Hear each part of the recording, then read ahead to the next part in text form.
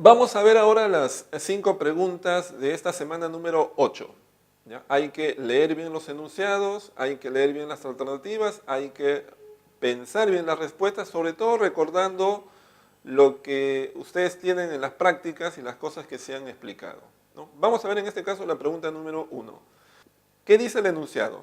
El Renacimiento fue un movimiento cultural que renovó el arte y la ciencia entre los siglos XV y XVI. Punto seguido. Indique las características que corresponden a este movimiento. Leamos, dice, primero, rechazó o rechazo de la escolástica. Bueno, parecería, digamos, una característica, pero si uno lee bien en realidad lo que está en la práctica, esa es una característica fundamentalmente del humanismo. Si bien está presente también en el Renacimiento, es un aspecto secundario. Entonces, eso no es correcto. 2. Exaltación del cuerpo humano. Efectivamente, esa es tal vez la característica más importante asociada sobre todo a la expresión artística. La escultura, la pintura, podemos encontrar ejemplos sobre eso. Entonces, aquel punto número 2 es correcto. Descubrir el sentido racional de la vida. Esa también es una característica del humanismo. Invención de la perspectiva de la pintura. Correcto. Estudio de la naturaleza es la principal fuente de inspiración del Renacimiento. Entonces la respuesta es la letra D. Veamos ahora la pregunta número 2. Y vamos a leer el enunciado, que es un enunciado un poco extenso, pero hay que leerlo. ¿Qué es lo que dice? Erasmo de Róterdam fue el más brillante difusor del humanismo. Su objetivo central fue tratar de conciliar el dogma cristiano con la sabiduría clásica. Acá hay una idea interesante, ¿no? Dice, conciliar el dogma cristiano con la sabiduría clásica. Sigamos. En su obra más importante, Elogio a la locura, bueno, escribió Elogio a la locura, remarquemos eso, criticó duramente algunos aspectos de la sociedad, particularmente la crisis moral de la Iglesia. Bueno, criticó la crisis moral, también recordémoslo. Sigamos. Se considera que con ello preparó el terreno para la reforma protestante, a la que sin embargo nunca se adhirió. Ese dato es importante, nunca se adhirió a la reforma como tal, fue un pensador. ¿Qué nos pregunta? Lo siguiente, del texto se puede inferir que Erasmo de Róterdam, a ver, leamos las opciones, difundió las ideas del humanismo a través de la imprenta. Posiblemente, pero el texto no nos dice nada sobre eso. Criticó todos los aspectos de la sociedad en que vivía. Bueno, no lo sabemos, al menos por la lectura. La lectura en realidad no dice nada de eso, ¿sí? C. Buscó conciliar el cristianismo con la cultura clásica.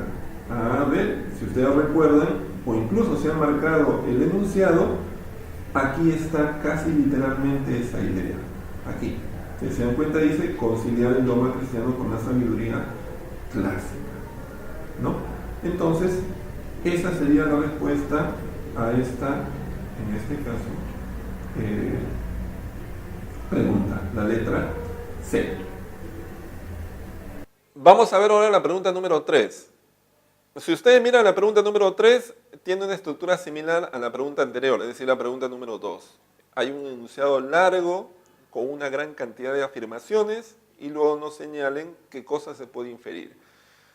Ustedes seguramente ya están entrenados en poder hacer una lectura de este tipo, han remarcado seguramente también las ideas importantes como lo hicimos en el caso de la pregunta número 2, y al leer las alternativas, ¿qué es lo que podemos en este caso señalar? Vamos a leer, uno dice, tuvo como principal razón la acumulación de riquezas por la Iglesia.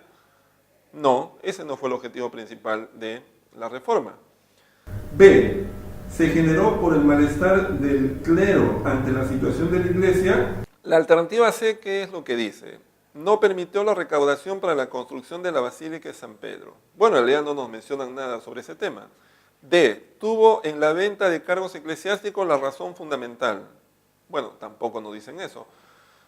La E. La venta de las indulgencias fue el detonante al generar la oposición más férrea. Bueno, acá si ustedes pueden ver, dice, la oposición más fuerte se produjo a raíz de la venta de las indulgencias. Por lo tanto, la alternativa E es la respuesta correcta en la pregunta número 3. Veamos ahora la pregunta número 4. ¿Qué es lo que dice? La expansión europea entre el siglo XV y el siglo XVII, liderada por Portugal y España, cambiaron la forma de ver el mundo. Punto seguido, una de las consecuencias políticas fue, en este caso, leamos las opciones, dice, el apogeo de la cuenca atlántica fue una consecuencia, pero no es una consecuencia de tipo política. B, la formación de imperios coloniales ultramarinos, sí, porque efectivamente a raíz de estos viajes, tanto Portugal como España lograron consolidar imperios en el África, el Asia y América. Entonces, la opción correcta es la letra B. Veamos finalmente la pregunta número 5. Esta pregunta cuyo enunciado dice lo siguiente. En el contexto del absolutismo, uno de los principios básicos que se diferenció de la Edad Media fue la preeminencia del rey sobre la iglesia.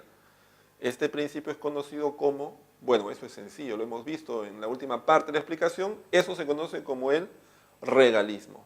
El regalismo, entonces, ya saben ustedes, es la capacidad que progresivamente los reyes tienen de definir el nombramiento de las autoridades en los territorios en los cuales ellos nominalmente son la máxima autoridad.